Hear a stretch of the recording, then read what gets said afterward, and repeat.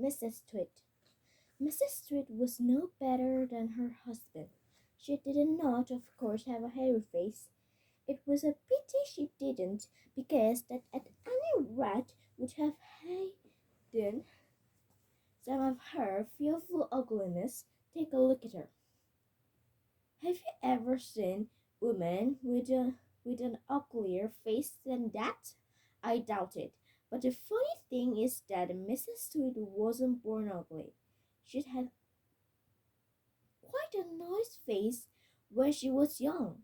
The ugliness has grown upon her year by year as she got older.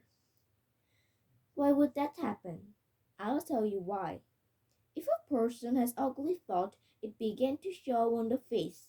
And when that person has ugly thought, every day, every week, every year, the face get uglier and uglier until it get so ugly you can hardly bear 200 bear to look at it.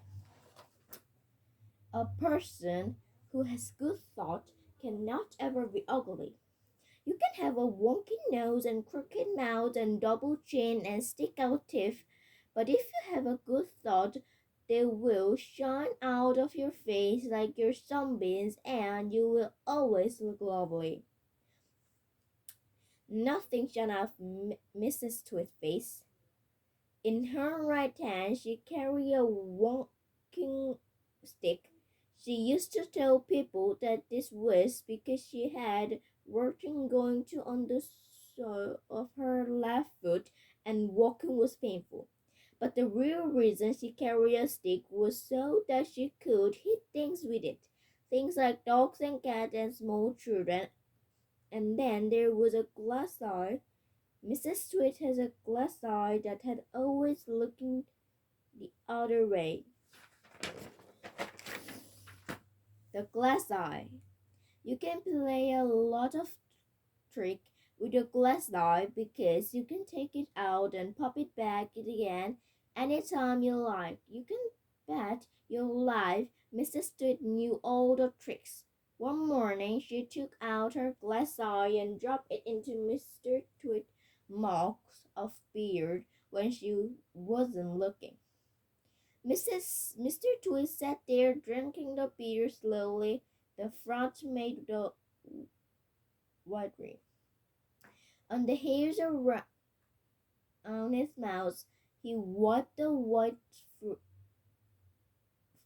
onto his shelf to wipe his shelf on the trousers. You're plotting something, Mrs. Twist said, keeping her back trim so he wouldn't see that she had taken out her glass eye. Whenever you got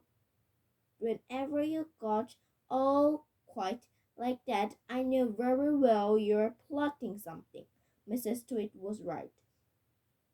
Mr. Tweed was plotting away like mad. He was trying to think up a really nasty trick he could play on his wife that day.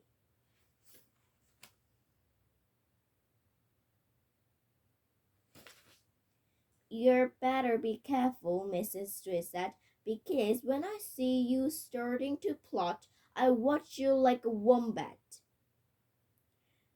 Oh, do shut up, you old hag, Mr. Tweed said. He went on drinking his beer. And she's evil might keep working away on the last horrid trick he was going to play on the old woman.